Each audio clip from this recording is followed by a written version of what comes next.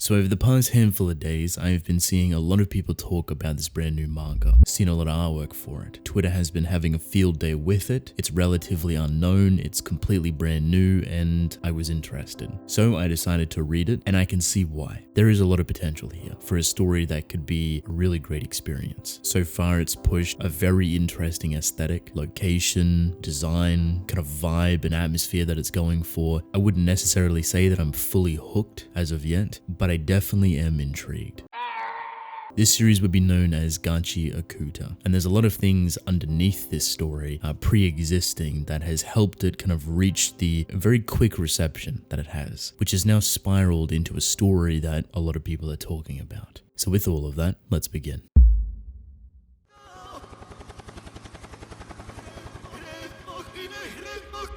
So first and foremost, I want to provide a bit of context for the story, for the author herself, and basically why this reception is here already for a brand new series. Just based off the small research I've done and kind of going through a lot of people's opinions and perspectives of it, there's not a whole lot of legitimacy to it. I can't really find hard proof or evidence, but there is stuff that leads into one another that makes it seem very convincing. So do take it with a grain of salt, but there is potential here for it to be true and very much accurate. So this new series is called Gachi Akuta. It's by supposedly a Twitter artist, a very well-known Twitter artist that goes by the pen name currently Urina K, I believe. Basically, this artist is supposedly an assistant to Okubo, who recently just finished up Fire Force and is also the author for Soul Eater. Quite a reputation.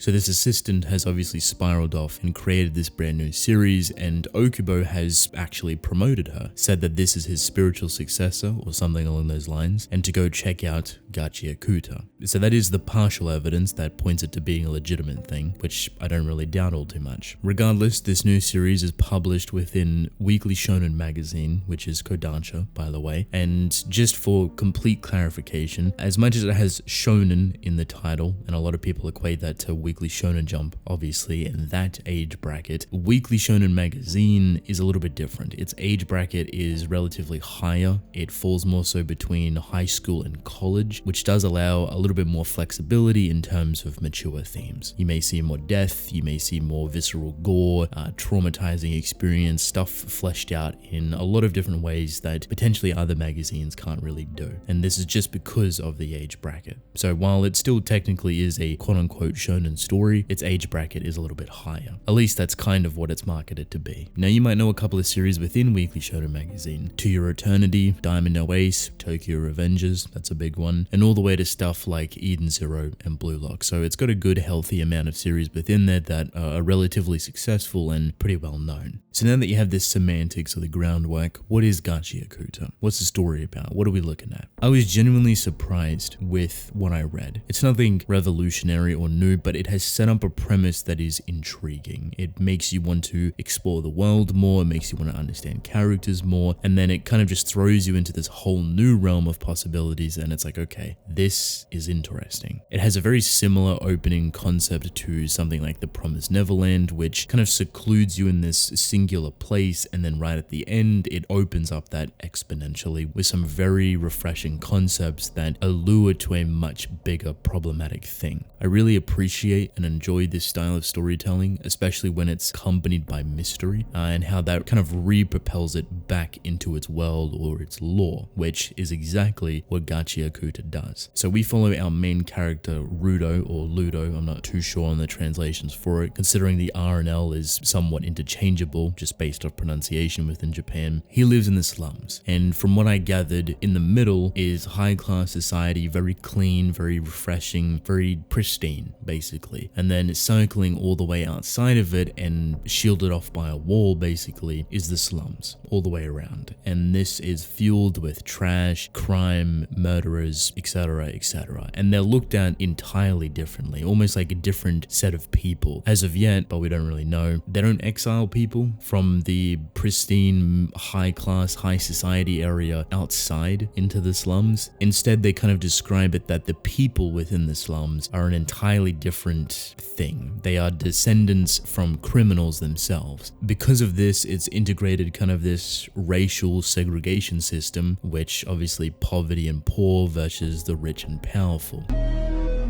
but it takes it a step further, obviously with the poverty-driven and poor being descendants of heinous criminals. So there is somewhat of a genuine fear, even though it's misplaced, from these high-class society people looking down on everyone from the slums, that they are the descendants of the children of murderers, of criminals, and that's why they are in the slums to begin with. Now you'll see this reinforced within the chapter that even though some of them can jump between both places, it's not just completely walled off. There is kind of an authority, there is a policing force, and you can kind of travel between the high pristine places pretty easily, but you will be looked at weirdly, potentially judged, and maybe even worse. They do not take kindly to the people in the slums, that's for sure.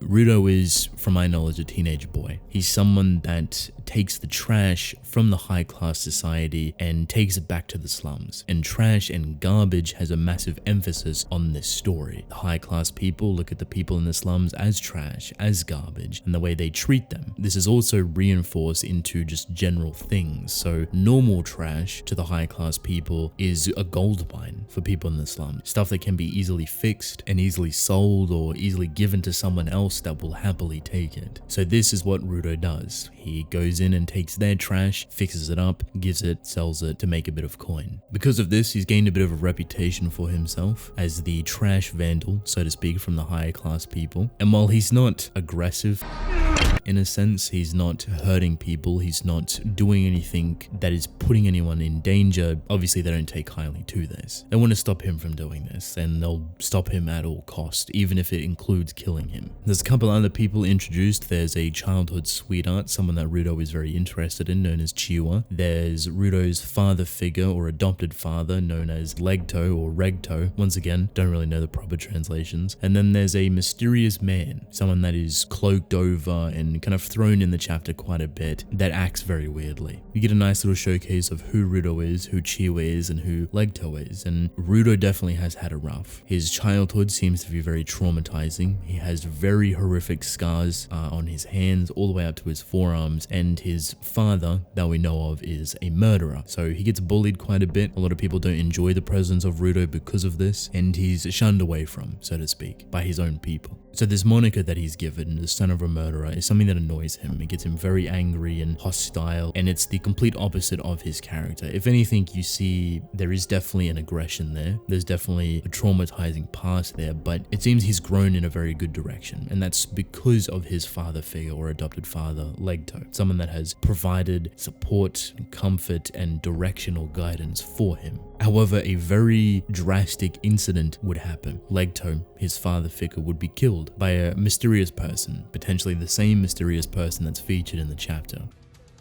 which is someone that Rudo kind of sees and recognizes that it most likely has to be him. However, the higher class people don't care. They're called in to deal with the criminals of the slums, because that's the authority figure, and they find all of the blood on Rudo's chest. Obviously, Rudo has not done this. He walked in on Legto and had a massive sword in his chest. Very gruesome, very graphic, and yet he still gets arrested, and none of his words mean anything. He is sentenced to the abyss.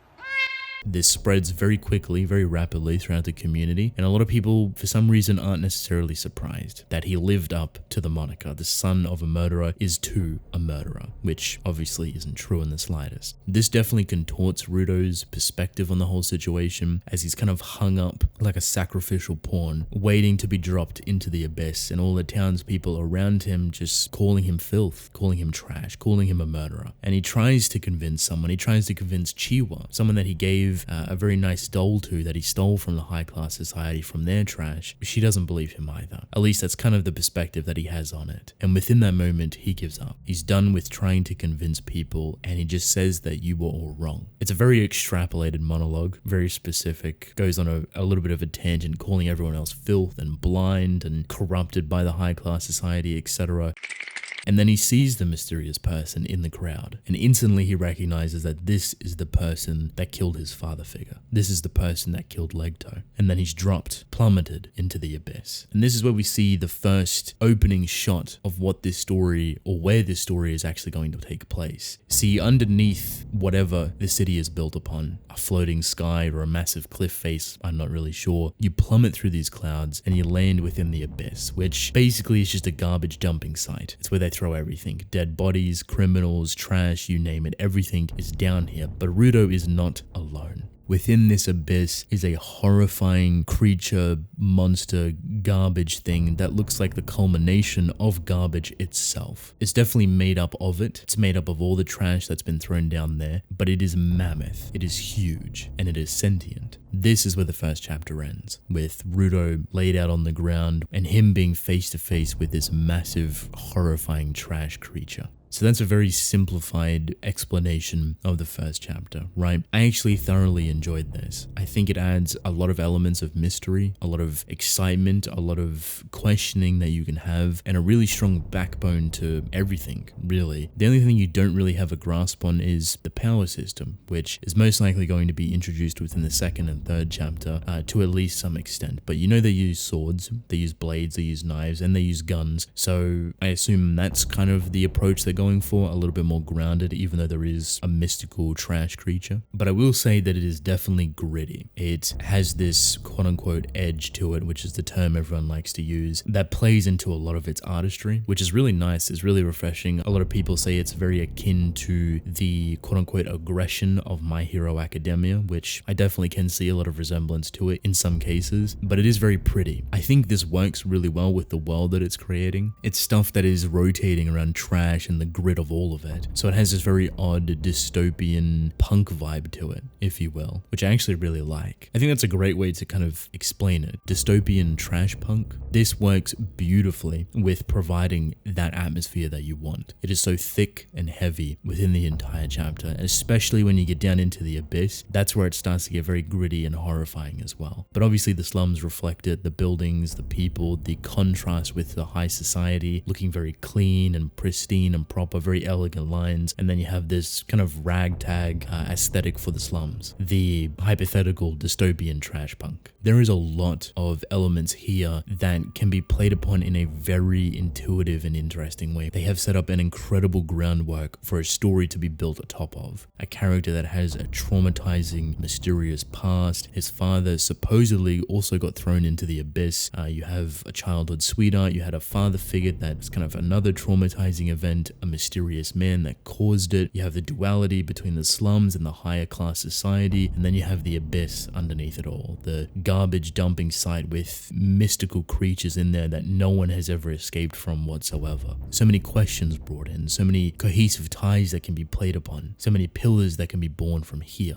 For me, this is a very powerful and strong first chapter. It left quite the impression. Seeing how that is weaved into the second, third, fourth, and so forth amount of chapters after it, I'm excited. I want to see it do well. I'm interested to see where the story goes. And I think a lot of people will be excited to read a story that surrounds so much mystery. We don't get them all too often. And when we do, you have something like the reception towards The Promised Neverland, for example, something that is almost identical to it within design. Even though Gachi Akuta may not be within Weekly Shonen Jump, it may not be within the main spotlight, the more people start to read it, the bigger push it potentially may get for a digital release, if that's even possible, for Weekly Shonen Magazine and Kodansha series in general, because I don't think any of the other extremely popular series have digital or English releases officially in that sense to make it easier. So it may be a pretty massive uphill battle, but I'm hoping a lot of support goes here. I'm hoping to see it do well, and with time you'll start to gauge that audience, that reception, and there's potential for it to be a massive experience. I would highly recommend you go check it out, give it a chance, read the first chapter, and then let me know how you feel about it. There is undoubtedly a lot of potential here, and I personally would like to see it bloom.